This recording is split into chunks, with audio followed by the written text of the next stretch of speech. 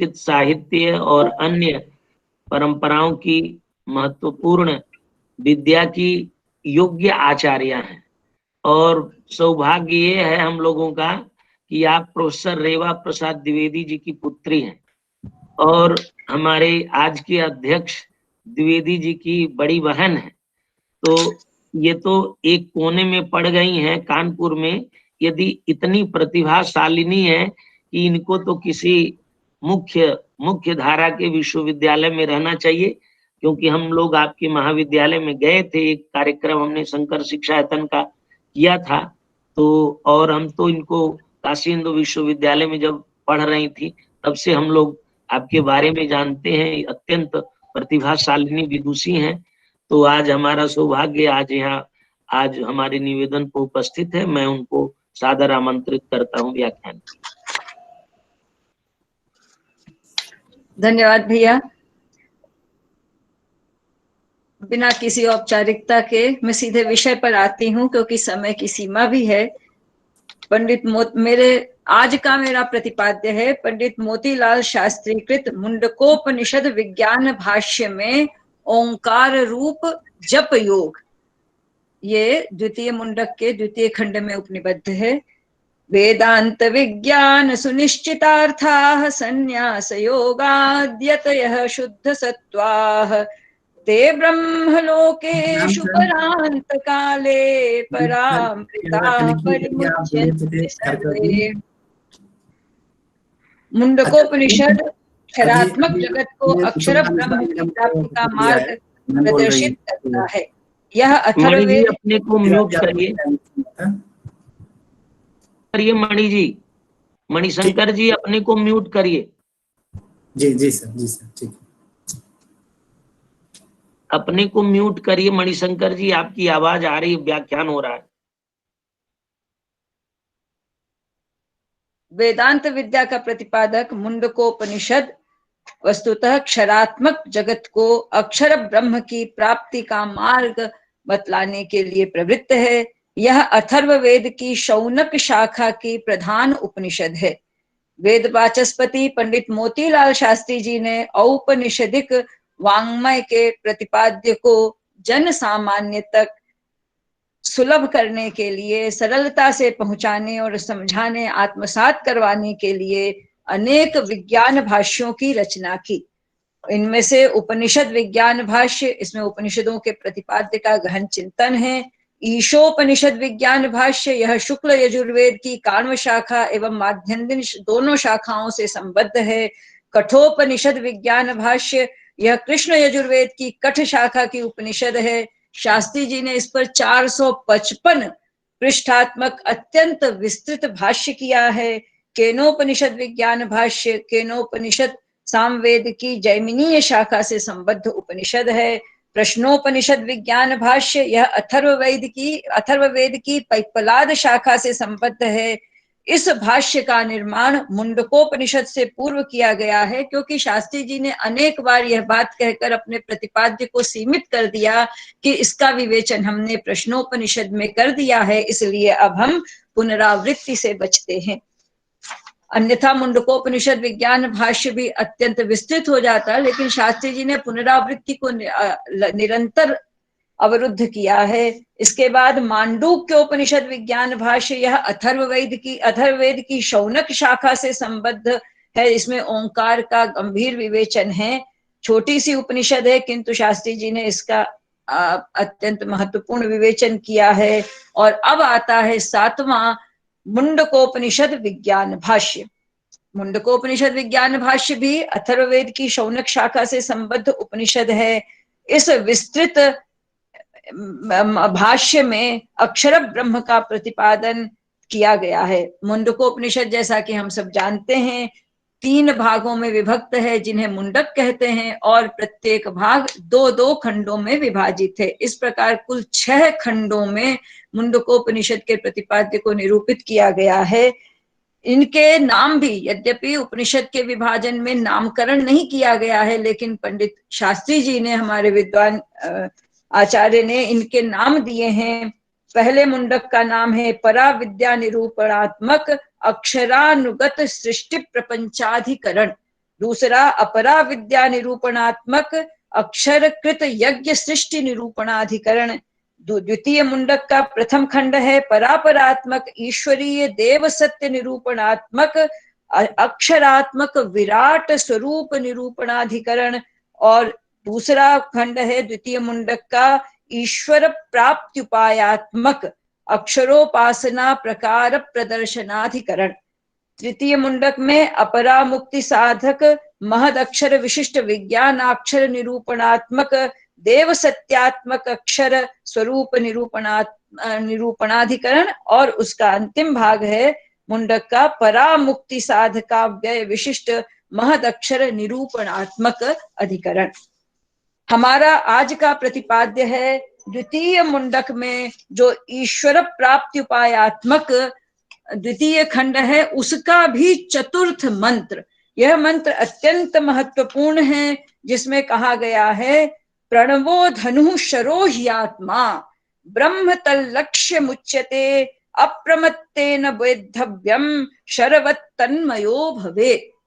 जैसे धनुष से बाण निकलता है और वह अपने लक्ष्य में जाकर भिंद जाता है, उससे चिपक जाता है, वैसे ही हम जीवात्माओं को प्रणव ओंकार रूपी शर के द्वारा, प्रणव यह धनुष है, इससे आत्मा निकलने वाले बाण के द्वारा, आत्मा रूपी बाण के द्वारा परमात्मा से जुड़ जाना चाहिए। आचार्य शास्त्री जी ने इसकी बहुत ही गंभीर व्याख्या की है। मुख्य रूप से यहाँ ओम का प्रतिपादन किया गया है, ओम तत्व का। लेकिन इस धनुर्गृहीत्रोपनिषद, इस मंत्र को धनुर्गृहीत्रोपनिषद बारंबार कहा है शास्त्री जी ने, और यह ज्ञेय है, यह हम सब के लिए अच्छे से समझने का विषय है कि धनुर्गृहीत उपनिषद का मर्म क्या है। लेकिन इसके पूर्व में बता देना चाहती हूँ कि चूंकि पिछली भैया के आदेश से मैंने पिछली बार कठोपनिषद विज्ञान भाष्य का गहन अध्ययन किया, जितनी मेरी क्षमता है अपने सीमित सामर्थ्य से, और मैंने पाया कि कठोपनिषद विज्ञान भाष्य में लगभग 72 बड़े बड़े चित्रपटों और तालिकाओं के माध्यम से हमारे आचार्य शास्त्री जी ने ओम, एकमात्र ओम, इसमें अर्धमात्रा आ उ म, बस इन 4 अर्धमात्रा के बाद वो 3 ही वर्ण रह जाते हैं, इनका कितना विस्तृत विवेचन किया है कि उसको पढ़कर माने वस्तुतः सामान्य बुद्धि का व्यक्ति 1, 2, 4 बार में नहीं समझ सकता। महाशास्त्री जी ने कितनी गहन साधना की होगी कि हर चित्रपट में ओम को, यदि ओंकार पर कार्य करना हो तो कठोपनिषद विज्ञान भाष्य के उन चित्रपटों को छोड़कर आप कार्य नहीं कर सकते,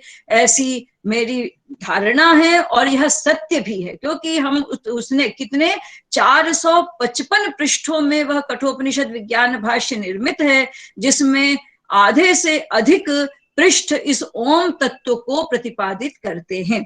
इसका एक उदाहरण मैं देना चाह रही थी। मैंने एक चार्ट निकाल के रखा था जिसमें ओम तत्व के 300, हाँ ये है केवल एक, इसे कठोपनिषद विज्ञान भाष्य के हम लोग यदि 237वें पृष्ठ को देखते हैं तो उसमें ओम तत्व के 324 भेद बताए गए हैं, जिसका बिल्कुल संक्षेप में मैं प्रतिपादन करूं तो अर्धमात्रा के अंतर्गत आता है अमृतम, जो 72 प्रकार का है। अवर्ण के अंतर्गत आत्म तत्व आता है, जो 9 प्रकार का है। उ के अंतर्गत प्राणाह आते हैं, जो 10 प्रकार के हैं। और मां में सन्निविष्ट हैं पशवः, जो 233 प्रकार के हैं। और एक केवल छोटे से चार्ट में ये सब अत्यंत स्पष्ट रूप में वर्णित है। तो ये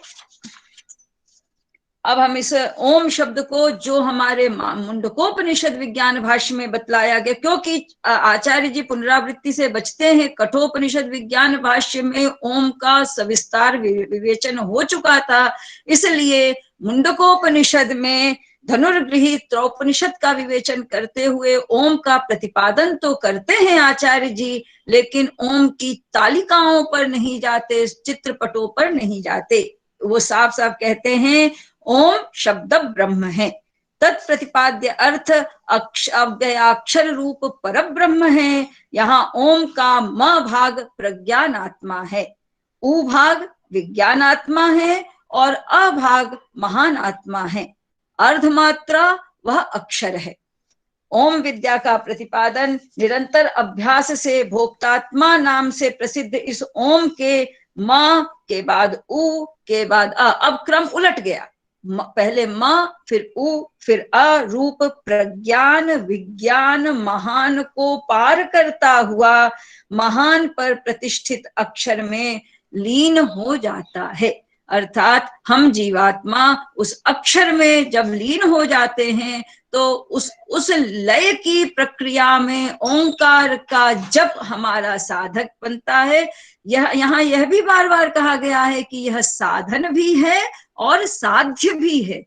ओम प्रणव हमारा साधन भी बनता है और लक्ष्य तक पहुंचने में हमारे साथ ओंकार चलता भी है, और वस्तुतः वही साध्य अक्षर से अभिन्न होने के कारण वही साध्य भी बन जाता है।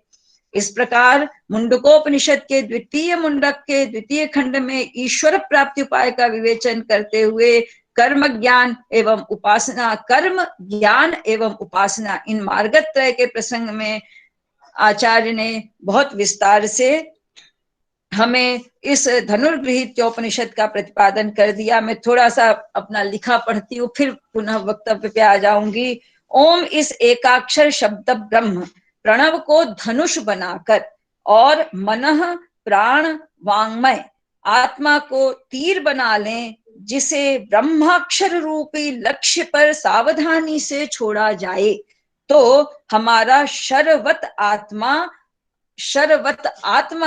परम ब्रह्म में गड़ जाता है, परम ब्रह्म से तादात्म्य स्थापित कर लेता है। ओम यह शब्द ब्रह्म है जो अर्थ ब्रह्म अक्षर की प्राप्ति का साधक है। मनुष्य मनसा मनुते, वाचा अभिवदते तथा कर्मणा कुरुते, ये 3 प्रकार के व्यापार करता है और इन तीनों में आत्म व्यापार सन्निहित है।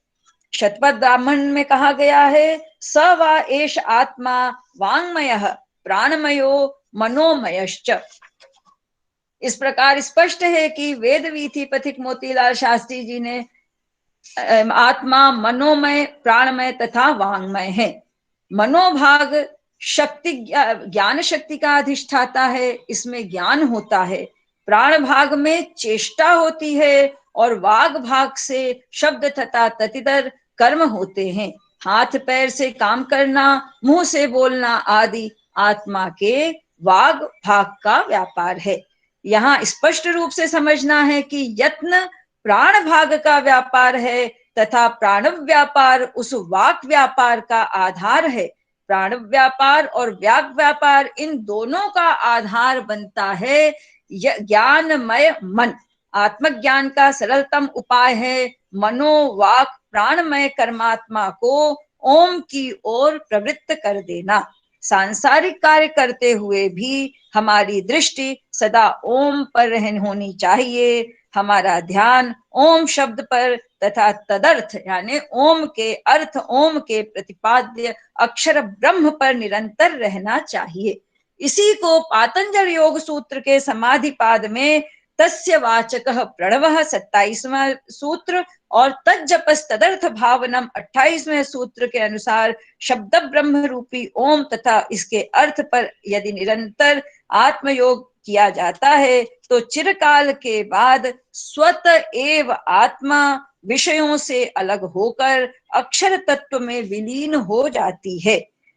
आचार्य शास्त्री जी अपने विज्ञान भाष्य में श्रीमद् भगवद गीता के भी अनेक उद्धरण देते हैं, क्योंकि जहां कर्म है, ज्ञान है और भक्ति है, वहां श्रीमद् भगवद गीता के ज्ञान योग, कर्म योग और भक्ति योग को हम नहीं छोड़ सकते। तो आप बड़े सरलता से प्रतिपादित भी करते हैं कि जटिल ज्ञान योग से बचने के लिए इस ईश्वरार्पण बुद्धि से कार्य करने पर, ईश्वरार्पण बुद्धि से जीवन को का यापन करने पर सरलता से हम, यह थोड़ी लंबी प्रक्रिया हो सकती है, जीवन में निरंतर ओंकार का ध्यान करते हुए ईश्वर तक पहुंच, ईश्वर प्राप्ति की यह लंबी प्रक्रिया हो सकती है, लेकिन सरलतम उपाय है।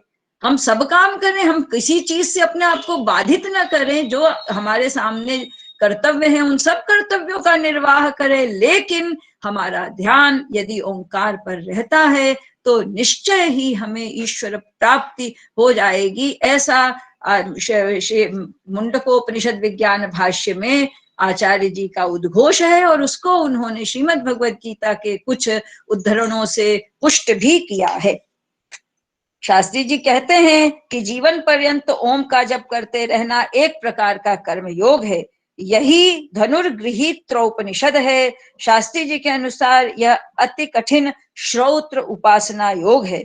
श्रीमद् भगवद गीता के 6 अध्याय में भगवान श्री कृष्ण ने दुस्तर योग का विवेचन किया है। मैं योगी युंजीत सततम आत्मानं रहसि स्थितः एकाकी यत चित्तात्मा निराशीर परिग्रहः तत्रैकाग्रं मनः कृत्वा यत चित्रेन्द्रिय क्रियः उपविश्यासने युञ्ज्याद् योगम आत्मविशुद्धये। लेकिन यह आत्मविशुद्धि का एकांत साधना का उपाय अत्यंत कठिन है, और हमारे अर्जुन जी उससे भय भी खा रहे थे। तब भगवान ने 8वें अध्याय में इस हमारे धनुर्गृहीत उपनिषद प्रणवोपासना का मार्ग बतलाया। तो कहते हैं यद श्रीमद् भगवद गीता के 8वें अध्याय में, इसके आगे बहुत उद्धरण थे मैं छोड़ रही हूं, अध्याय में इसी ओम, इस अक्षर ब्रह्म के प्रणवो धनु शरोह्यात्मा के सरल जप योग का विवेचन किया गया है। यदक्षरम वेद विदो वदन्ति विशन्ति यद्यतयो वीतरागाः यदिच्छन्तो ब्रह्मचर्यं चरन्ति तत्ते पदं संग्रहेण प्रवक्ष्ये। ओमित्येकाक्षरं ब्रह्म व्याहरन् मामनुस्मरन् यः प्रयाति त्यजन् देहं स याति परमां गतिम्। अनन्यचेताः सततं यो मां स्मरति नित्यशः तस्याहं सुलभः पार्थ नित्ययुक्तस्य योगिनः। यह केवल चतुर्थ मंत्र की व्याख्या में, माने मुंडकोपनिषद के द्वितीय मुंडक के द्वितीय खंड के चतुर्थ मंत्र की व्याख्या में यह विवेचन प्राप्त होता है। लेकिन चतुर्थ मंत्र के बाद 5वें, 6ठे और 7वें मंत्र में भी इसी धनुर्गृहीत्योपनिषद को और ओंकार के जप योग को शास्त्री जी ने अत्यंत विस्तृत भाष्य में प्रतिपादित किया है, जिसका एक तो बिल्कुल आपके माने आजकल इस योग का बहुत महत्व है कि शरीर में कहां से कहां तक किस तरह का माने प्राण तत्व विद्यमान है, उसका विवेचन बहुत ही माने एकदम जैसे प्रायोगिक रूप में प्रस्तुत किया है, उपस्थापित किया। मैं उस 1-2 पंक्तियों को पढ़ती हूँ और फिर अपनी वाणी को विराम दूंगी। गुरु जी शास्त्री जी कहते हैं कि प्राण अपान समान ध्यान उदान भेद से 5 वायव्य प्राण हैं, 5 ही आग्नेय प्राण हैं, अधिदैवत में 33 देव प्राण हैं। अध्यात्म में, यह हमारे शरीर पर आ गए, अध्यात्म में मूल द्वार से नाभि तक पृथ्वी लोक है, नाभि से कंठ तक अंतरिक्ष लोक है, कंठ से ब्रह्मरंध्र तक द्युलोक है, ब्रह्मरंध्र से विज्ञान सूर्य, ब्रह्मरंध्र यानी हमारा ऊपरी हिस्सा, ब्रह्मरंध्र में विज्ञान सूर्य है। इसी शरीर त्रैलोक्य में प्राणापान आदि सारे प्राण हैं, हृदय में मन है, यह सारे प्राण मन तीनों लोकों में रहने वाला वैश्वानर तेजस प्राज्ञ रूप देव सत्यात्मा सब कुछ उसी ब्रह्मरंध्रस्थ विज्ञान सूर्य में प्रतिष्ठित है। विज्ञान ब्रह्म की महिमा में सारा प्रपंच विजयी बन जाता है, और सूर्य में ज्योति गौ आयु 3 भाग हैं। ज्योति भाग से देवता बनते हैं, गौ से भूत उत्पन्न होते हैं, आयु भाग से आत्म संता है। इसीलिए सूर्य आत्मा इस प्रकार से इन्होंने इस शरीर के अंदर भी अपने संपूर्ण आत्म तत्व माने विज्ञान को, आत्मा के विज्ञान को संस्थापित करते हुए बतलाया है। हमारा विश्वास है कि यह जो धनुर्गृहीत्योपनिषद का यदि हम अध्ययन करें और अपने जीवन में उतारते हैं, इसको ओंकार की साधना कर लेते हैं, ओंकार की सिद्धि कर लेते हैं, तो निश्चय ही इस एक जन्म में और अपने इसी शरीर से हम परब्रह्म की प्राप्ति कर लेंगे। शास्त्री जी के मेरे इस विवेचन से तो यह बहुत स्पष्ट नहीं हो पाएगा, लेकिन यदि शास्त्री जी के इस मुंडकोपनिषद विज्ञान भाष्य को हमने बहुत गंभीरता से पढ़ लिया तो हम इस मार्ग पर कठिन होते हुए भी सरलता से चल सकते हैं। अब शास्त्री जी की रचना शैली पर 2 वाक्य बोलना चाहूंगी। अत्यंत ये इतने बड़े विद्वान हैं लेकिन कितने सरल हैं, इस बात को हम इतने गंभीर विवेचनों के बाद भी उस विषय प्रतिपाद्य को बहुत सरलता से आप अंत में जिसको कंक्लूड कर देते हैं, पहली बात उसकी समीक्षा कर देते हैं, दूसरा पुनरावृत्ति से बचने के लिए आप स्पष्ट शब्दों में कहते हैं कि इस प्रतिपाद्य को मेरे उस विज्ञान भाष्य में पढ़ लिया जाए, और तीसरी बात है जो मैंने इस अनुभव की कि आप बहुत सूक्ष्मेक्षिकया समालोचना करने में समर्थ होते हुए भी कभी भी कटु समालोचना नहीं करते। विद्वान आचार्य ने एक जगह लिख दिया कि स्थावर जंगमात्मा, तो जंगम में मनुष्य को केवल गिन लिया, तो आप साफ साफ कहते हैं कि क्या पशु पक्षी चलते नहीं हैं, क्या उनकी इंद्रियां कार्य नहीं करती, इसलिए जंगम के अंतर्गत केवल मनुष्य को मत गिनिए। लेकिन ये हमारे पूर्ववर्ती आचार्य विद्वान हैं, उन्होंने कुछ सोचकर कह दिया होगा, मैं उनकी आलोचना नहीं करता, मैं अपने प्रतिपाद्य पर आ जाता हूं।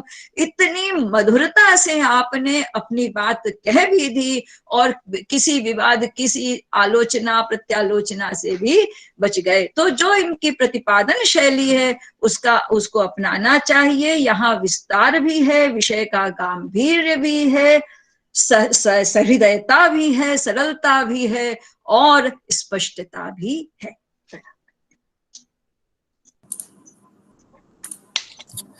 बहुत बहुत धन्यवाद मैम, आपने इतने गूढ़ विषय को इतनी सरलता से हमारे समक्ष प्रस्तुत किया, इसके लिए हम आपके अत्यंत आभारी हैं। आपके वैदुष्यपूर्ण उद्बोधन से हम वस्तुतः उपकृत हुए हैं। श्री शंकर शिक्षायतन की ओर से मैं आपके प्रति अत्यंत कृतज्ञता प्रकट करता हूं और आशा करता हूं कि आगे भी हमारे निवेदन को इसी तरह स्वीकार करके हमें उपकृत करती रहेंगी। बहुत बहुत धन्यवाद। अब मैं कार्यक्रम को आगे बढ़ाते हुए इस सत्र के अग्रिम वक्ता, जो कि राजस्थान में राजकीय महाविद्यालय के संस्कृत विभाग में